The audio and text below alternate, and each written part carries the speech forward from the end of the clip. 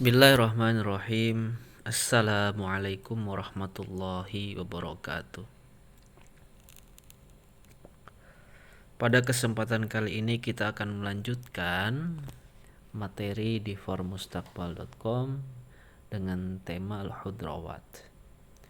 Pada bagian ini seperti biasa akan dijelaskan sedikit mengenai qawaid atau tata bahasa. Yang akan kita bahas adalah fi'il atau kata kerja.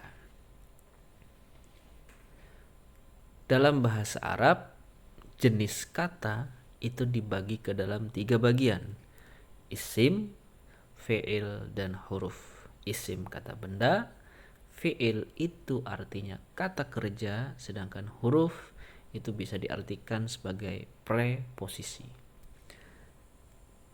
Dan kita sedikit di sini akan membahas tentang fi'il. Fi'il dalam bahasa Arab dibagi kepada 3 macam, yaitu fi'il madhi, fi'il mudhari, dan fi'il amar.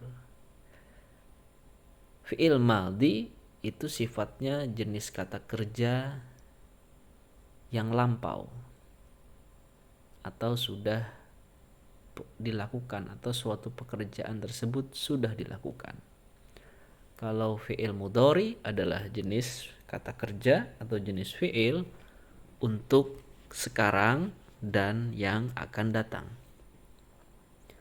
Sedangkan fi'il amar adalah bentuk fi'il yang mempunyai jenis perintah. Contoh fi'il madhi dhahaba, yang artinya dia telah pergi. Contoh fi'il mudhari yadhhabu, artinya dia sedang pergi. Kalau untuk contoh fi'il amar adalah idhab, perintah, pergilah.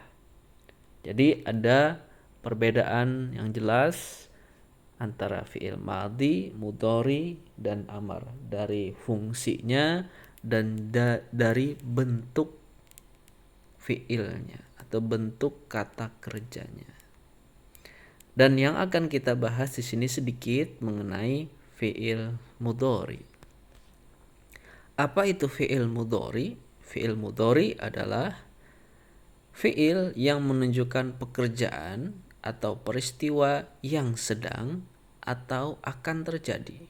Dalam istilah Arabnya lil hal au mustaqbal, yang sedang terjadi atau yang akan terjadi. Tanda-tanda fi'il mudhari di antaranya diawali dengan huruf mudhara'ah, hamzah, nun, ya, dan ta. Contoh yang akan kita bahas di sini adalah perubahan fi'il mudhari dari bentuk huwa, hiya, dan ana. Karena dalam bahasa Arab itu dhamir ada 14 ya. Artinya perubahan fi'il mudhari juga ada 14. Tapi yang akan kita bahas di sini hanya 3 saja. Huwa, hiya, dan ana. Contoh. Huwa yashtari. Kalau hiya berubah menjadi tashtari. Kalau ana berubah menjadi ashtari. Huruf mudhara'ah yaitu adalah huruf yang di awal kata, ya, ta, dan alif. Jadi ada perubahan dari yashtari ke tashtari dan ashtari. Kalau yashtari artinya dia membeli untuk laki-laki.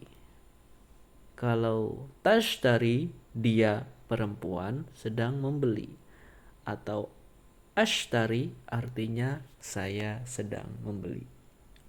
Jadi perlu diperhatikan perubahan-perubahan fi'il mudhari dari yashtari ke tashtari dan ashtari. Contoh lain.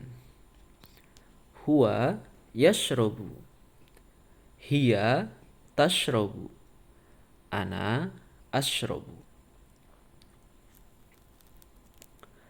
Jadi ada perubahan di awal huruf ya, ta, dan alif. Jadi yang perlu diperhatikan adalah awal hurufnya. Kalau huwa itu ya, kalau hiya itu diawali oleh huruf ta, kalau ana diawali oleh huruf alif. Yashrobu, tashrobu, dan ashrobu. Contoh lain. Yabi'u, tabi'u, dan abi'u. Yabi'u artinya dia laki-laki sedang menjual, tabi'u dia perempuan sedang menjual, abi'u saya sedang menjual.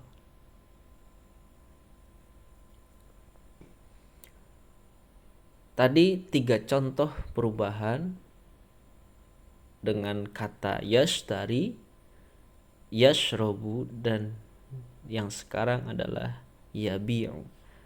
Nah, sekarang kita masuk contoh dalam sebuah contoh lain. Ya'malu, ta'malu, dan a'malu. Ya'malu artinya dia sedang bekerja. Hiya ta'malu, dia perempuan bekerja. A'malu, saya bekerja. Ada 4 contoh perubahan kata fi'il mudhari dari huwa, hiya, dan ana. Oke, sekarang contohnya bagaimana dalam sebuah kalimat. Contoh, yashtari Ahmad at-tomatima fil bait. Ahmad membeli tomat di rumah. Contoh lain, Ahmad yashtari tomatima fil bait. Ahmad membeli tomat di rumah. Atau huwa yashtari tomatim fil bait. Dia membeli tomat di rumah. Jadi huwa ini bisa diganti subjeknya menjadi nama Ahmad, Ali, Ustadz. Yang intinya dia adalah subjek yang laki-laki dan merupakan subjek atau kata ganti dari huwa. Kemudian selanjutnya, tashtari Aisyah at-tomatima fil bait. Nah, ketika subjeknya perempuan, di sini tadi sebelumnya Ahmad berganti Aisyah, maka fi'il mudhari berubah. Jadi yashtari menjadi tashtari. Tashtari Aisyah at-tomatima fil bait. Contoh kedua, Aisyah tashtari at-tomatima fil bait, atau hiya tashtari at-tomatima fil bait. Jadi melihat siapa subjeknya. Hiya tashtari, Aisyah tashtari, atau tashtari Aisyah. Jadi ada perubahan. Perhatikan fi'il mudhari di sini. Karena subjeknya perempuan, maka dia berubah. Yashtari menjadi tashtari. Ketika ana, maka kita tinggal ganti ashtari tomatima fil bait. Saya membeli tomat di rumah. Atau ana ashtari tomatima fil bait. Saya membeli tomat di rumah. Jadi perubahannya diperhatikan. Yang berubah adalah huruf awalnya. Dari ya menjadi ta menjadi alif. Tergantung subjek atau domirnya.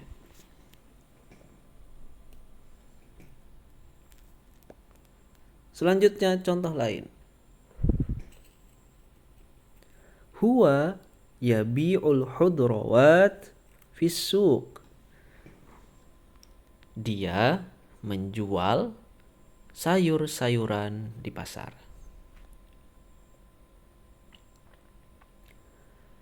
Contoh yang kedua, hiya tabi'ul khudrawat fis suq. Dia menjual, karena hiya perempuan, maka berubah menjadi tabi'ul khudrawat fis suq. Dia perempuan menjual sayur-sayuran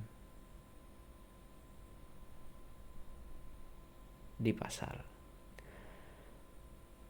Ana abi'ul khudrawat fis suq. Saya menjual sayur-sayuran di pasar. Jadi perhatikan perubahan fi'il mudhari antara yabi'u menjadi tabi'u, tabi'u menjadi abi'u. Nah, jadi harus kalian perhatikan baik-baik perubahan tersebut.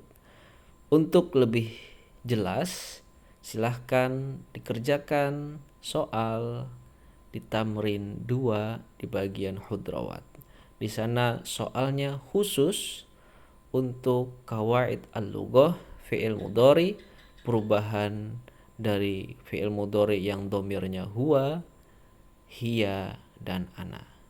Mungkin untuk hari ini cukup terkait qawaidul lughah fi'il mudhari perubahan dari huwa, hiya, dan ana. Kami akhiri. Assalamualaikum warahmatullahi wabarakatuh.